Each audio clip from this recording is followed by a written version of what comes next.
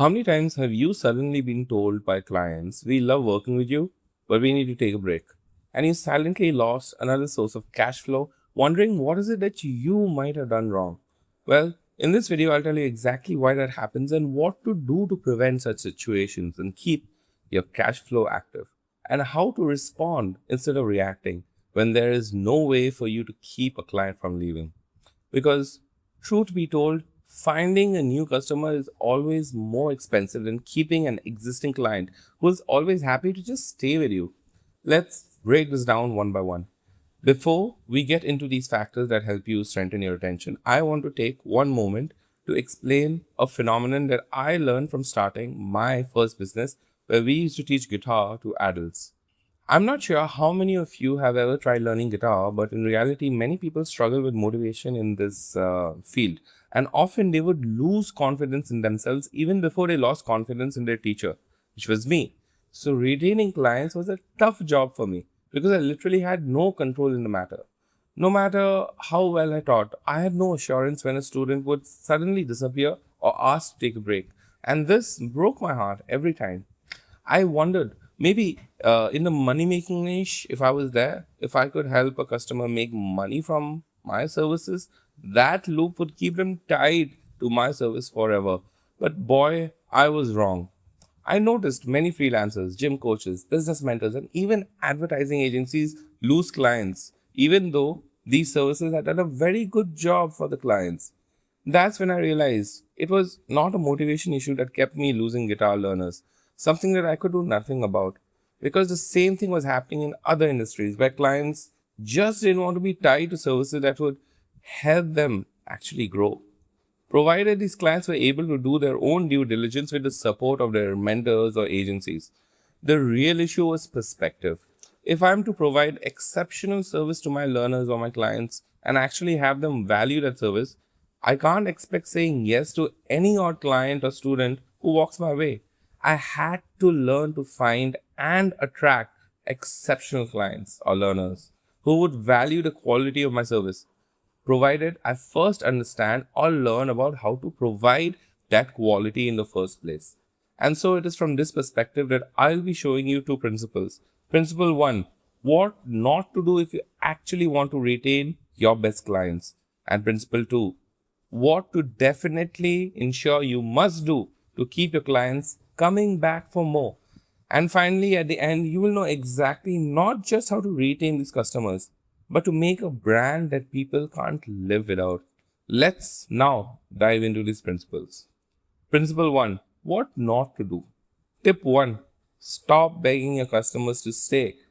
Quite counterintuitive for me to say this as the first thing, but you started this business to gain freedom over your time and earn revenue through the value that you can provide to the marketplace. If a customer has to leave, there could be only two reasons why. Either they don't find enough value in what you're doing for them, or they don't have the money to invest anymore. Countless times I've seen many freelancers bootlicking and flattering their customers all for the purpose of getting them to stay. And if you're doing that, then you're not creating a valuable business, you're just glory serving. It could definitely be possible that maybe your service was not all that great. And if it wasn't, having an exit call with your client could open your eyes to find ways to make your service better. In all other cases, where the client doesn't see a potential or the word that you bring to the table, a polite goodbye is all you should do. Keeping in mind that maybe this kind of client is not who you wish to serve in the future anymore. Build some moral foundations in you, and the value that you then provide on top of that, making it better with each passing month and year, will attract and keep the clients who would stay with you for the longest time. Tip 2, stop ignoring your best customers' hidden needs. Let's now focus on those who are worth serving. The customer who wants to discuss things with you but finds it difficult to be straightforward because he respects you. The customer who wants to share suggestions but doesn't want to offend you by asking for too much through unnecessary demands. The customer whose suggestions make no sense at first, and it is sometimes easy for us to brush it off just because they have been so nice to us. If the customers who treat you so well have things to say and you ignore it because you know you can, that kind of ignorance to detail might just make it very hard to retain those who actually value you. I have made a mistake of dismissing my clients' hidden needs in the past. Their support in the beginning meant so much to me that later, when I had to find out ways to communicate with them, especially because I could feel they had gone silent, I kept pushing that task to later on my plate. Someone's generosity is a gold mine for your business. Don't take it as an excuse to stop caring for them proactively. Tip number 3, stop charging less upfront. I understand it can be difficult believing that you can charge a lot when you're just starting out, but if you don't, you will never be able to understand what it feels like to create something special for special people. Business owners and new entrepreneurs need to truly understand that if your services represent what everyone else is providing at a nominally accepted fee, you'll waste a lot of time fitting in rather than understanding how to stand out. On the other hand, being confident about charging high, whether you are new or have been at this for quite some time, it will allow you to actually quickly learn how to sell a service that is actually valuable to the people who do say yes to you and take up on your offers. In fact, you might get a lot of people saying no in the start, and that will teach you this, that not every customer understands the meaning of value, but the few people who do say yes will teach you what the few people like them actually value. And then you create a service that new customers of that particular kind are absolutely amazed by, leading to long term retention. Tip 4, stop ignoring the exit process now. This is one of the most important things that you can do to stop losing your best clients. I understand we get ghosted by customers and prospects all the time. And like I told you earlier, there's no point in begging them to stay. But having a routine process where you can tell every exiting client whether they would mind having a 1 hour meeting to formally close off the relationship as is customary with your business. This will give you a chance to understand what went wrong, what was expected, what you're okay with not working on, which these existing clients suggested because it doesn't meet your principles, and what you had ignored for the right customer, which would have avoided this kind of a departure. Every exit process, when executed well, helps you close the relationship off on as positive a note as much as possible. But it also gives you the data on what can be evolved in your business and what that perfect client actually looks like. Without it, you have a leaky bucket without any way to understand what's causing the issue. And tip number 5, stop nurturing communication. This was one of the biggest mistakes that I was making early on in my business ventures. The moment a student lost motivation, I cut off all communication. I took it very personally because in my case, they were not my big clients. They were unmotivated people who didn't have as much love for the learning of music as I did. So I had no reason to keep speaking to them. At least on personal chat, none of these conversations felt authentic to me at all. But I could have set up an email newsletter. I could have talked about things that the student had a tough time learning, not for them, but for the people who felt the same problems. I could have done so many things, but I delayed it. So, yes, keeping active, a way to stay in touch with your subscribers through email, will help you not just retain your current customers, but for the people who walk away. You must remember that not everyone unsubscribes. And for those who don't unsubscribe, you are creating a reputation that far exceeds the minor problems that ex-clients might have left you for. Build that relationship now and keep it alive for as long as you can. Let's now dive into principle 2. What to definitely ensure we must do, the real game. Because now that we know what not to do, once you get this right, it will help you never worry about anything in life except becoming a better version of you.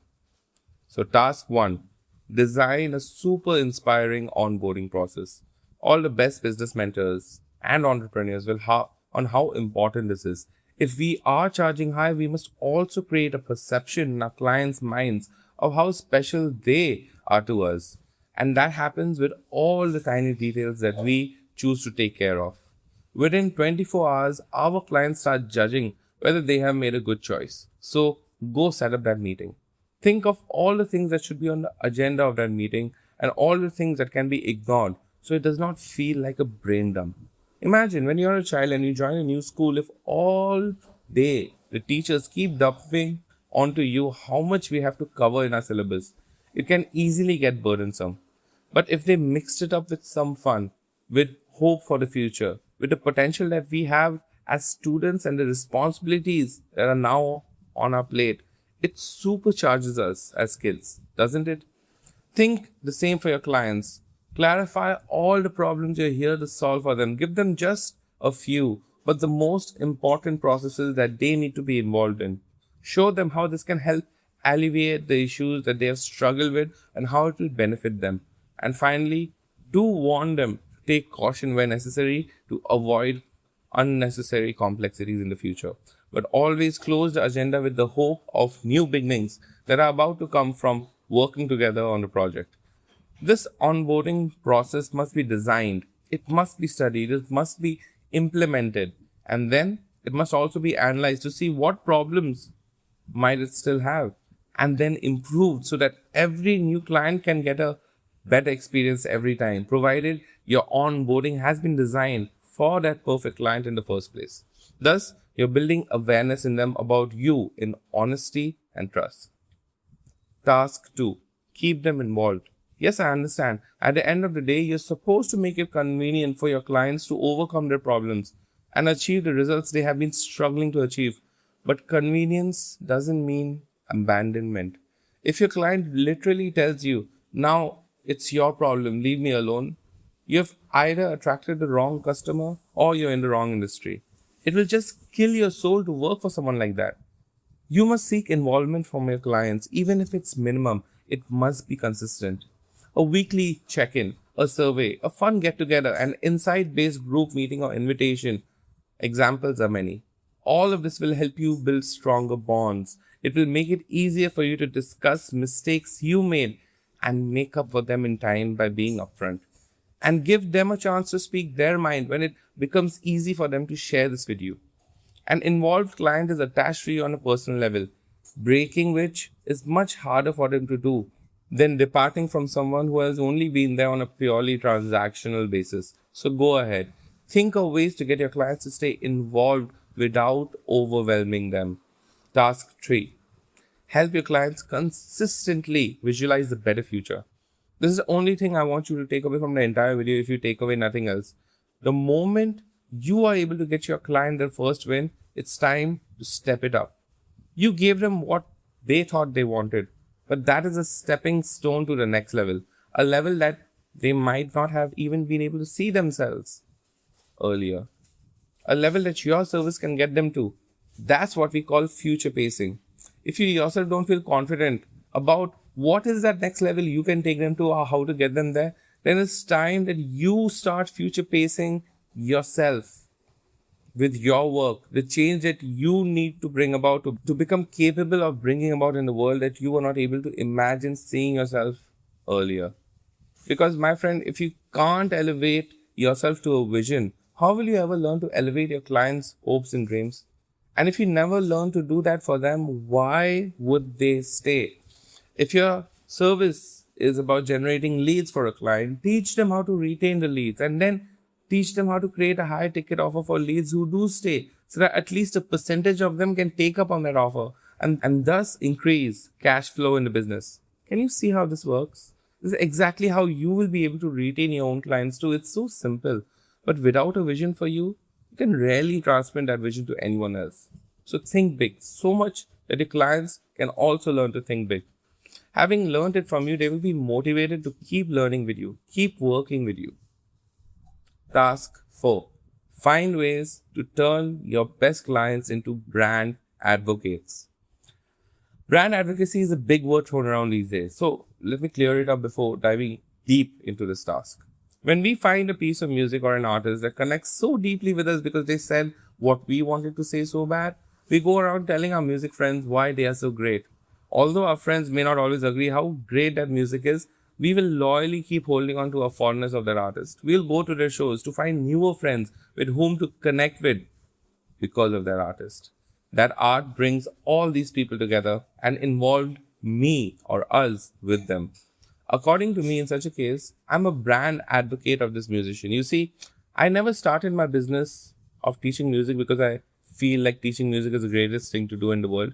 I did it because it came naturally to me as a person who was actually influenced by the art of other musicians. And in my lessons, I often harped about how much more important it is to find an artist to be inspired by and learn from, rather than focusing too much on technical little details of music, without which the art would be dry and purposeless. Similarly, when you work with your clients, is there a story in place? Is there an identity in place? Is there a belonging? Or is it just the service that you do, the service that you take money for, and once you fulfill the demand, is that the end of it all? No wonder clients will not stay. No wonder clients will not go ahead and tell other people to join your movement, because there is no cause bigger than the individual. But when there is a purpose, when there is a story, when there is something that is larger than the transaction, that's when brand advocacy can build. That's when people want to belong in that home. That's where you don't have to force your clients to refer others, but they themselves bring other people like them in. But you have to find a way to tell that story. Not an artificial story, but a real one. A story that your best client tells himself in his or her mind. A story that you have to hear, or at least learn to hear, because at first it will not be obvious. Through communication, through all the interactions, through all the tasks that I've already been telling you to do in this video, you will get to know what's in their hearts. Take that and make it your story. Say it loud so that when they hear you talk about it, they feel like you're saying what they have secretly wished for so many years. And it is at this point when your best clients become natural advocates of what you stand for. Seth Godin is the one who taught me to think like this. Seth Godin, in his book, This is Marketing, has clearly made it very apparent that unless you find 10 people, 10 very special people who find what you stand for so close to their hearts that they go find 10 other people to join your movement, until you get there, you don't have a brand, you don't have a story. All you have is money to spend on promotions to present an offer that no one would care about in the long run, and which no one would want to stay for long enough. Task 5. Keep testing the pulse on how your clients react to you pulling the plug. This is the final task, and I must say it is a risky one, an almost evil way to do things. And I'm not advising anyone to do this unless you're willing to take the risk. If you really want to find out how much you matter, test it. See what happens when you tell a really good customer you can't serve them anymore. See if it breaks their hearts. If it does and they find out that you were just testing, maybe they'll actually leave and you lost a client. But if they don't, if they laugh, if they let out a sigh of relief that this invitation to break up was not real, that's when you know you have built something credible. I would in fact dare you, if you're willing to take the challenge, set a minimum standard that a customer must adhere to, breaking of which would lead to you as a service provider discontinuing your work for them.